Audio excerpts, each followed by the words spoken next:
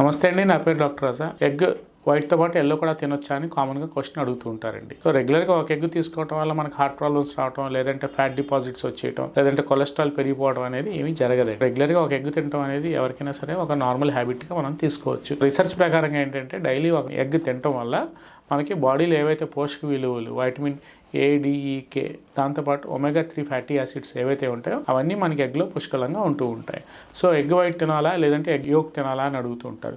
So గుడ్డు మొత్తం పూర్తి గుడ్డు అనేది తింటే మనకి ఎగ్ వైట్ కంటే ఎగ్ యోక్లో లోపల ఎల్లోలో పచ్చసొనలో ప్రోటీన్ కంటెంట్ కానీ వైటమిన్ కంటెంట్ కానీ ఎలిమెంట్స్ కానీ బాడీకి కావాల్సిన ఎసెన్షియల్ ఎలిమెంట్స్ ఏవైతే ఉంటాయో అవన్నీ మనకి ఎగ్ యోక్లో కూడా ఎక్కువగా ఉంటూ ఉంటాయి. రెగ్యులర్గా ఒక ఎగ్ తినడం వల్ల రీసెర్చ్ చెప్పిన దాని ప్రకారంగా అయితే మన బాడీకి ఎటువంటి హాని అనేది జరగదు. సో దీనివల్ల ఏంటంటే ఎగ్ యోక్లో కూడా మనకి ఏవైతే ఒమేగా 3 ఫ్యాటీ యాసిడ్స్ ఉంటాయో ఆ ఒమేగా 3 ఫ్యాటీ యాసిడ్స్ మన లివర్ మెటబాలిజం కానీ బాడీ మెటబాలిజం కానీ మన glandular affections sexual affections hormones balance చేయడానికి కానీ ఇవన్నీ ఒమేగా 3 ఫ్యాటీ యాసిడ్స్లో సప్లిమెంట్స్. సో అవన్నీ మన ఎగ్ యోక్లో ఉంటాయి కాబట్టి రెగ్యులర్గా ఒక ఎగ్ తినడం అనేది ఎవరికైనా సరే irrespective of the age group చిన్నపిల్లల నుంచి పెద్దవాళ్ళ వరకు అందరికీ అడ్వైజబులేనండి. నమస్తే.